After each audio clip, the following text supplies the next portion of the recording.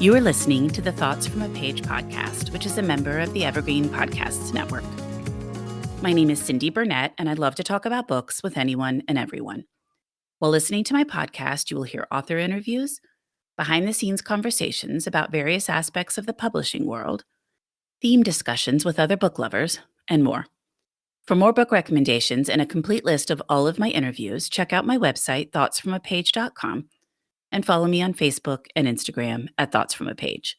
In 2022, I would love for you to join my Patreon group. I offer at least 2 bonus episodes a month and a monthly advanced read and pre-publication author chat. For those on Facebook, I host a special Patreon Facebook group where we all chat books. Thanks so much to those who already participate, and I hope you will consider joining us. Today, I am chatting with Dolen Perkins-Valdez about Take My Hand. Dolen is the New York Times bestselling author of Wench and Balm. She was a finalist for 2 NCAA Image Awards and the Hurston Wright Legacy Award for Fiction. She was awarded the First Novelist Award by the Black Caucus of the American Library Association. She lives in Washington, D.C. with her family. I absolutely loved Take My Hand. I hope you enjoy our conversation. And now for a quick break. For the last year, I have been focusing more on my health and eating habits. In connection with that, I have started drinking AG1 in the morning. When I started drinking AG1 daily, I could feel a real difference in my health and energy levels. That is because AG1 is a foundational nutrition supplement that supports your body's universal needs like gut optimization, stress management, and immune support. Since 2010, AG1 has led the future of foundational nutrition, continuously refining their formula to create a smarter, better way to elevate your baseline health. I recommend AG1 to all of my family and friends because the company has a team of doctors and scientists. It is tested for 950 contaminants and is NSF certified for sport. It is formulated based on the latest science, and it maintains high quality standards. Thanks AG1 for sponsoring my show.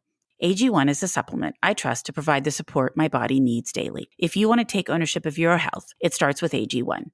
Try AG1 and get a free 1-year supply of vitamin D3K2 and 5 free AG1 travel packs with your first purchase. Go to drinkag1.com/thoughtsfromapage. That's drinkag1.com/thoughtsfromapage. Check it out. And now back to my show.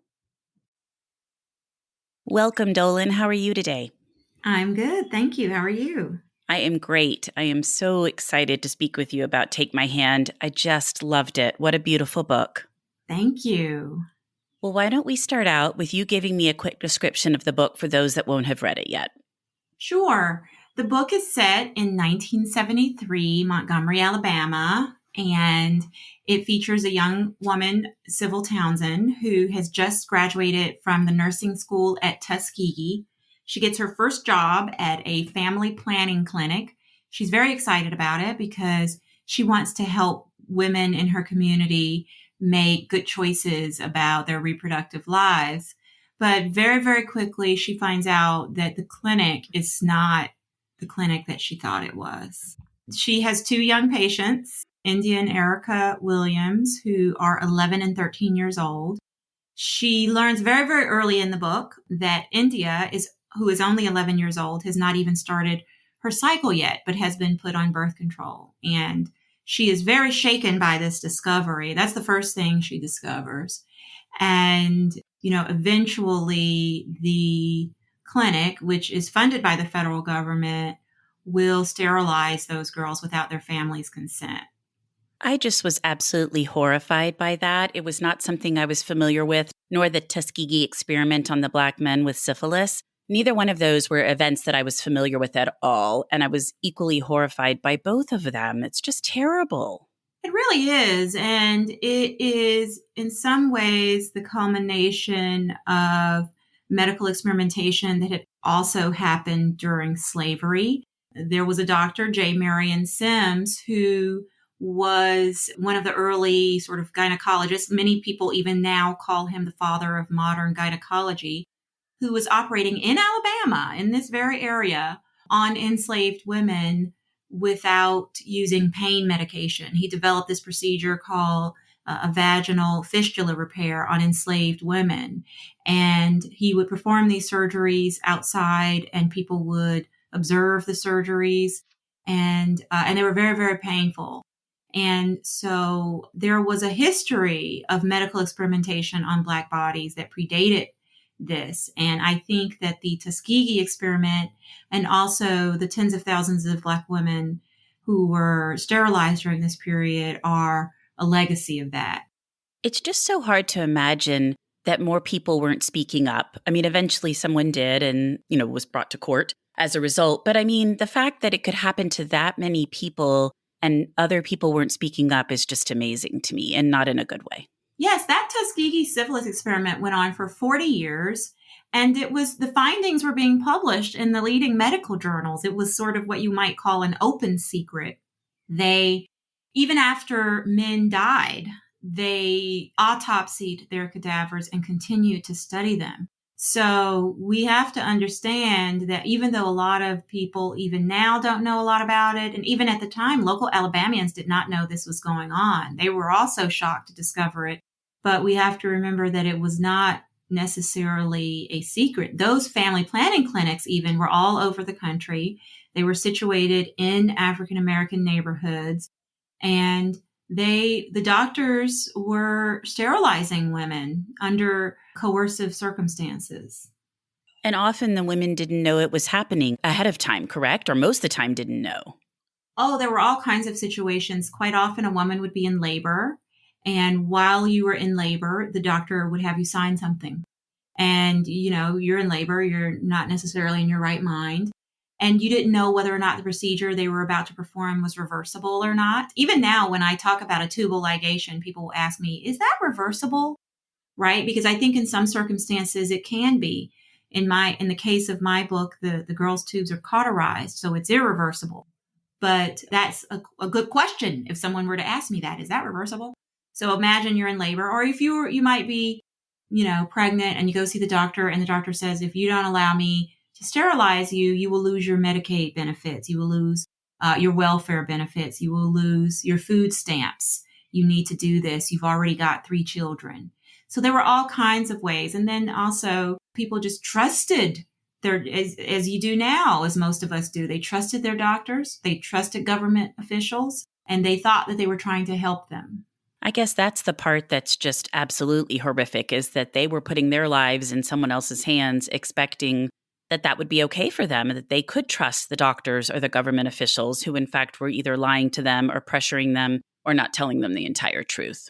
That's right. And that's a really important part of the book, that the Williams family in my book, Sybil's, the family that she's working with, they trust her and they trust other women in the uniform that she wears.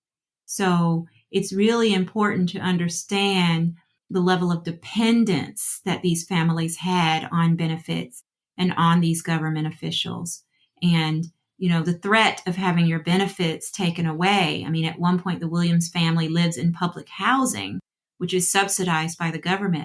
The threat of losing everything was very real for these families. Well, especially for them, because the public housing was a big step up for them, so they did not want to go back to what they had done before. That's right. Well, where did the idea come from, the story? I mean, I understand where it happened in history, but how did you learn about it and then decide to write about it? Well, I grew up hearing about the Tuskegee syphilis experiment because my dad graduated from Tuskegee in the late 1960s. So I knew about that. Later, I learned a little bit about the Ralph sisters. Every now and then I would watch a documentary and they would appear. Footage of the actual sisters would appear.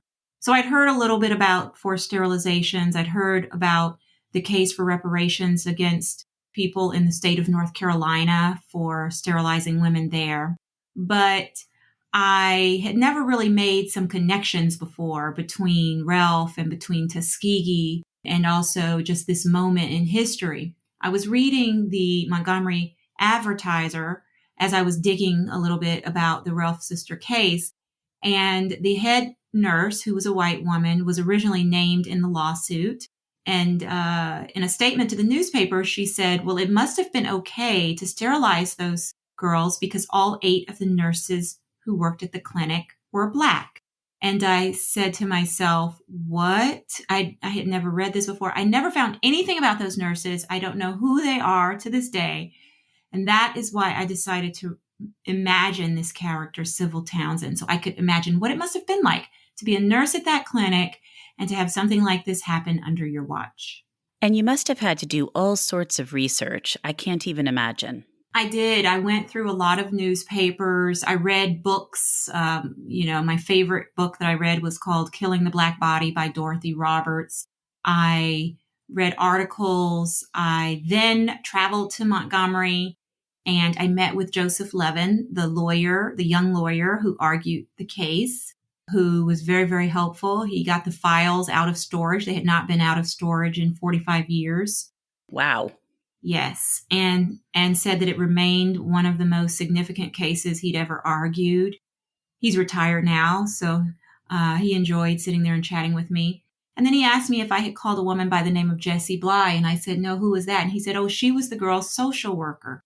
So I called her out of the blue and introduced myself and asked her if I could take her to dinner. And she said, sure. And so I went to her house. I met her family. And she brought a church friend with her, and I asked her where she wanted to go to dinner, and she said, let's go to Red Lobster. And I said, okay. And I hadn't been to Red Lobster in years. We had a good dinner there. And I said, am I driving? She says, oh, yes, honey, you're driving. And so I took them out on a nice dinner, and we talked, and she shared everything that she remembered. And I felt so fortunate because she was the one who, in my book, they don't have a social worker. The social worker has stopped coming around. But she was the one who discovered the girls had been sterilized. When I saw that you had interviewed her, I thought, how cool. She must have had so much personal insight that you could not have garnered from the newspaper or anywhere else. Oh, yes, because she was close to the family. The girls would come to her house and spend the night with her kids. She had children, and they would come to her house and be with her children. And when she discovered it, her husband was in the military.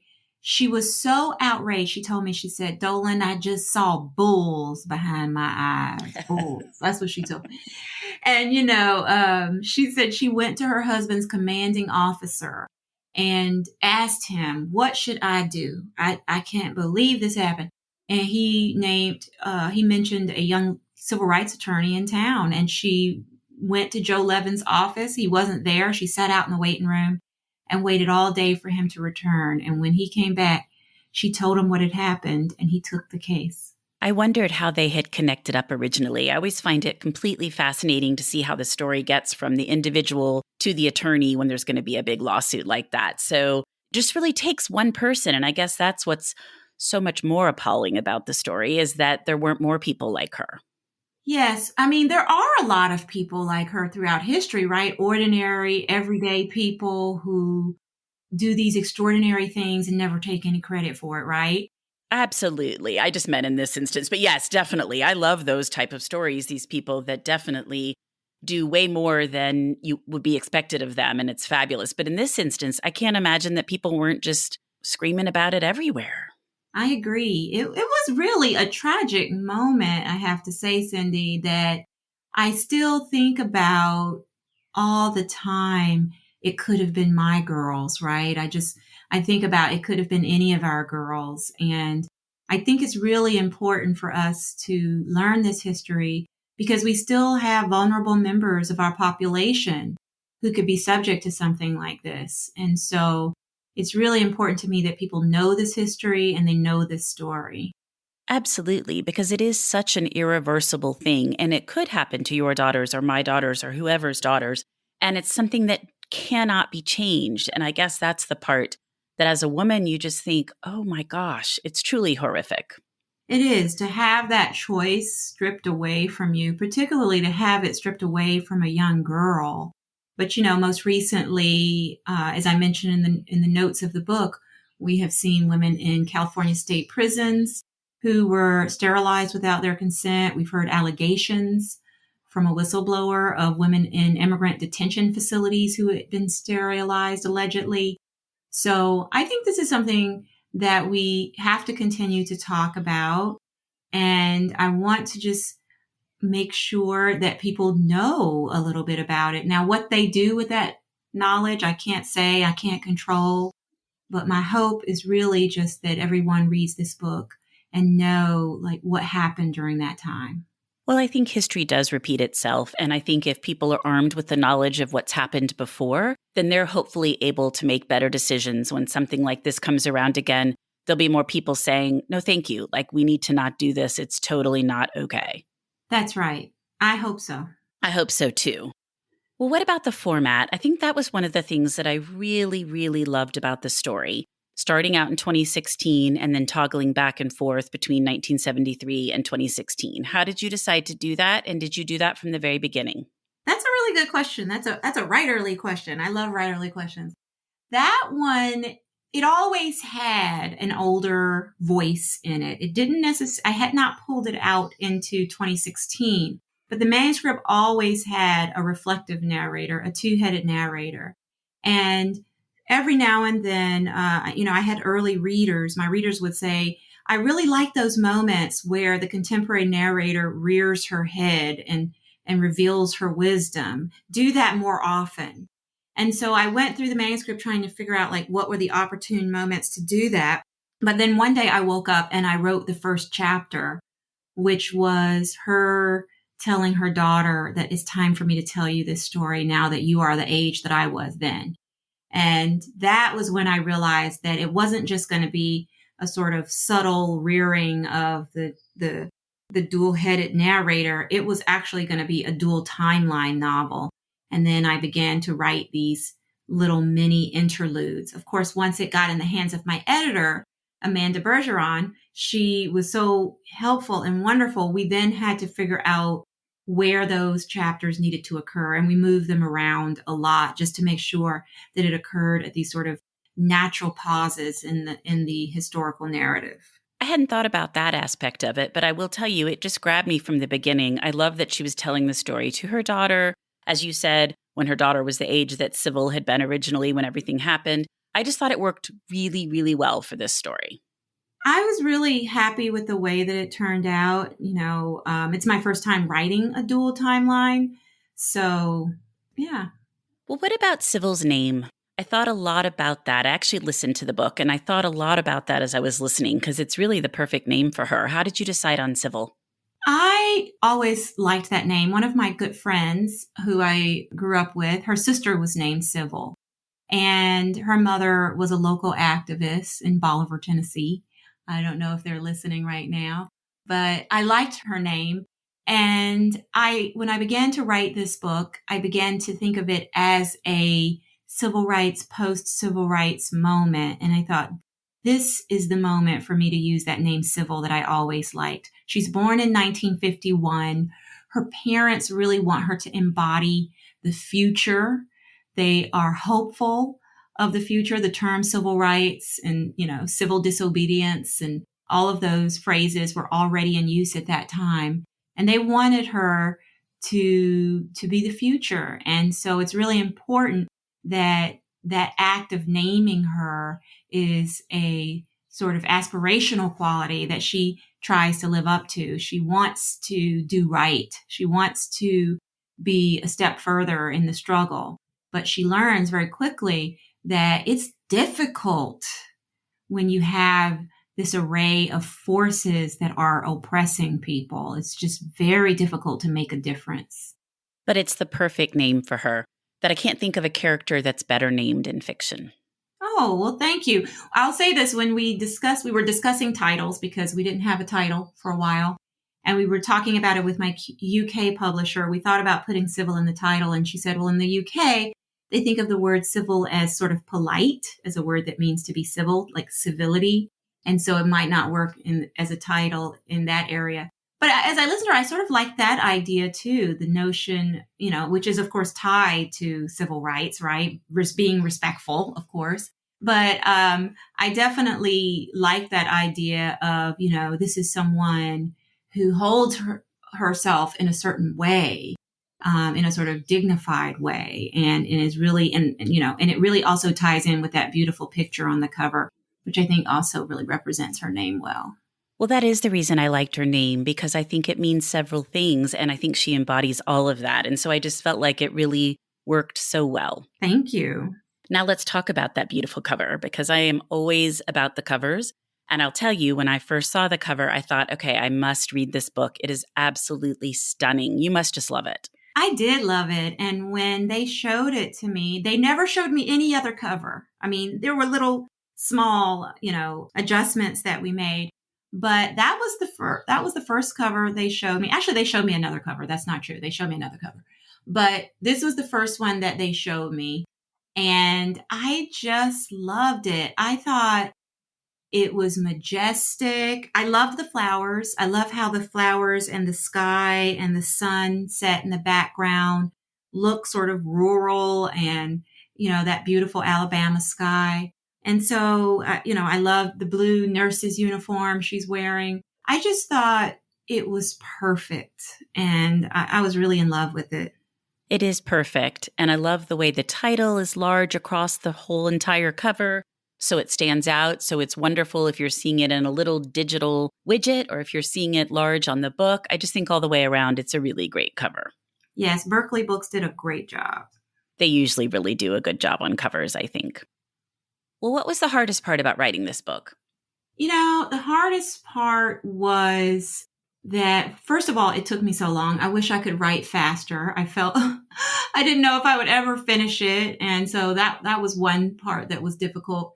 The other thing that was difficult was really capturing all of the different issues. I mean, there's so many issues in the book, from disability to class to racism to, there's just so many different issues that I had to tackle in order to tell this story, not because I wanted to, but because in the real court case, there were all of those issues present. So I think, it was very challenging. I also never found the actual court transcript of what happened in court. So I had to make all of that up, those court proceedings. And I don't know anything about the law. I don't have a law degree. And I asked my girlfriend, who's a lawyer, for help. And she said, well, just watch Law and Order. You'll be fine. And then I asked my husband, and he gave me the rules of civil procedure. Well, of course, that's all Greek to me. So I really floundered, and I know any mistakes in there are mine, but I hope I did okay on that. Well, that would be very hard without the actual transcripts. I wonder where they've gone. Well, but they weren't digitized at the time. So Right. So they began to be digitized a few years after that. It would be a lot easier if they were digitized. I did find out who the court reporter company was, but I was never able to find their records. So who knows? They may be out there somewhere. I went to the National Archives here in D.C. because the actual case was actually argued in a federal court in Washington, D.C., but I was never able to. I looked everywhere. I couldn't find them. And, it's so hard to imagine that in our day and age in terms of being able to find things. Everything is online and everything is digitized. So it's hard when you go back in time like that and things haven't been completely transcribed online somewhere yet. And same with trying to find those nurses. Like, that's so hard to imagine these days. But the fact that you couldn't find any of them, that the records weren't good enough. Right. And I'm so close because things began to be digitized in the 80s. Right. Right. Like people began scanning things, et cetera. But I felt like I was so close yet so far. If I had been in the 1800s, it would have been easy to say, okay, well, there aren't court proceedings. The only thing I have is this. But in 1973, it's very frustrating because I always suspected that somewhere in some dusty basement that transcript exists. It will show up at some point and you'll be like, I knew it. Hopefully from a reader. Sometimes readers will email me with things, which is always nice. Oh, that's true. I hadn't even thought about it from that perspective. Somebody who knows more about it or knows about the case and have worked on it or something and is like, here you go. That's right. Well, before we wrap up, I would love to hear what you've read recently that you really liked. Well, I'm real excited about The Lioness by Chris Bohjalian, which comes out May 10th. I have an early copy of that. There's another book coming out called Miss Chloe, which is a memoir by the writer A.J. Verdelle about her friendship with Toni Morrison. It's beautifully written, and it shows us another side of Toni Morrison as a girlfriend, which I just love. Oh, yeah. I recently read The Magnolia Palace by Fiona Davis. Oh, and I'll give a shout out to some books that are coming out today. My good friend Dalma Llanos-Figueroa a Puerto Rican writer, wrote a book called A Woman of Endurance, and her book comes out today. And The Lost Book of Eleanor by Kimberly Brock comes out today. And The Devil's Half Acre by Kristen Green comes out today. I have a great pub day with some good historical fiction writers. So I want to encourage everyone to support historical fiction because it really is a lot of fun, and hopefully we'll have a nice long reading summer. It's a huge pub day. I was kind of surprised when all of a sudden I started seeing everybody's posts and I was like, there are so many books coming out today. It is. I mean, we had some big ones last week on April 5th too, but I think April's a good reading month and I'm excited. Mm-hmm. Well, Dolen, this was delightful. I just can't tell you how much I loved your book, and I really, really enjoyed speaking with you. So thank you for coming on the Thoughts from a Page podcast. Thank you, Cindy. I'm Ken Harbaugh, host of Burn the Boats from Evergreen Podcasts. I interview political leaders and influencers, folks like award-winning journalist Soledad O'Brien and conservative columnist Bill Kristol about the choices they confront when failure is not an option. I won't agree with everyone I talk to, but I respect anyone who believes in something enough to risk everything for it. Because history belongs to those willing to burn the boats. Episodes are out every other week wherever you get your podcasts. Thank you so much for listening to my podcast. If you like this episode, and I hope you did, please follow me on Instagram at Thoughts From a Page. Consider joining my Patreon group to access bonus content and support the podcast. Tell all of your friends about the show and rate it or subscribe to it wherever you listen to your podcasts. I would really appreciate it. The book discussed in this episode can be purchased at my bookshop storefront, and the link is in the show notes. I hope you'll tune in next time.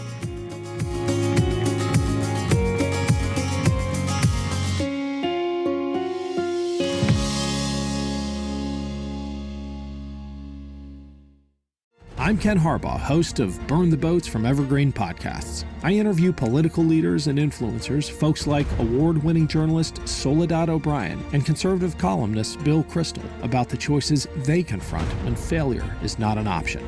I won't agree with everyone I talk to, but I respect anyone who believes in something enough to risk everything for it.